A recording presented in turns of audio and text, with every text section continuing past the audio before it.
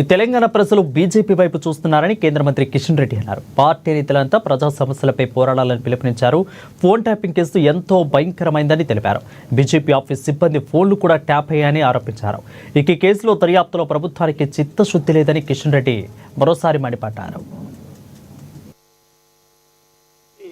ఈరోజు ప్రయత్నం చేస్తూ ఉంది కాబట్టి ఈరోజు ప్రజలకు సంబంధించినటువంటి 6 గ్యారంటీస్ వాటిని అమలు చేసేలా ఈ ప్రభుత్వం మీద ఒత్తిడి తీసుకురావాల్సినటువంటి అవసరం.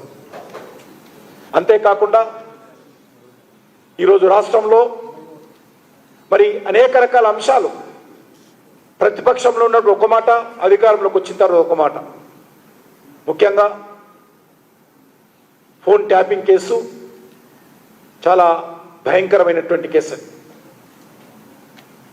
ఫోన్ ట్యాపింగ్ విషయంలో ప్రతిపక్షంలో ఉన్నప్పుడు ఇదే రేవంత్ రెడ్డి గారు సిబిఐ దర్యాప్తు డిమాండ్ చేశారు.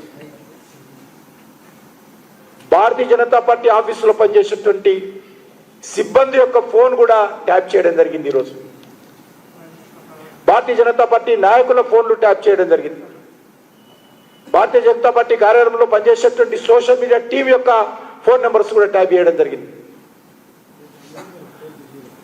ఈ ప్రభుత్వము హైకోర్టులో చెప్పినట్టు హైకోర్టు యొక్క జడ్జీల ఫోన్లు, వ్యాపారస్తుల ఫోన్లు, సినిమా నటుల ఫోన్లు, ప్రతిపక్ష పార్టీల నాయకులు, కార్యకర్తల ఫోన్లు, ఎన్నికైనటువంటి ప్రజాప్రతినిధుల ఫోన్లు కూడా అప్పటి బీఆర్ఎస్ ప్రభుత్వం ట్యాప్ చేస్తే ఇప్పటి వరకు కాంగ్రెస్ పార్టీ ప్రభుత్వము మరి వ్యవహారం చూస్తూ ఉంటే నేను కొట్టినట్టు చేస్తా, నువ్వు ఏడ్చినట్టు చెయ్యన్నట్లుగా ఈరోజు కాంగ్రెస్ పార్టీ, బీఆర్ఎస్ పార్టీ వ్యవహారం ఉంది. రెండు కలిసి నాటకాలు ఆడుతూ ఉన్నారు. ఈరోజు మనకు వస్తున్నటువంటి సమాచారం ప్రకారము కాంగ్రెస్ పార్టీ, బీఆర్ఎస్ పార్టీ ఒక అండర్స్టాండింగ్ వచ్చారు.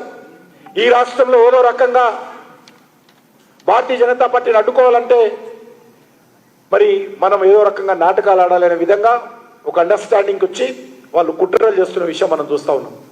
ఖచ్చితంగా ఈ రెండు పార్టీల యొక్క నిజస్వరూపం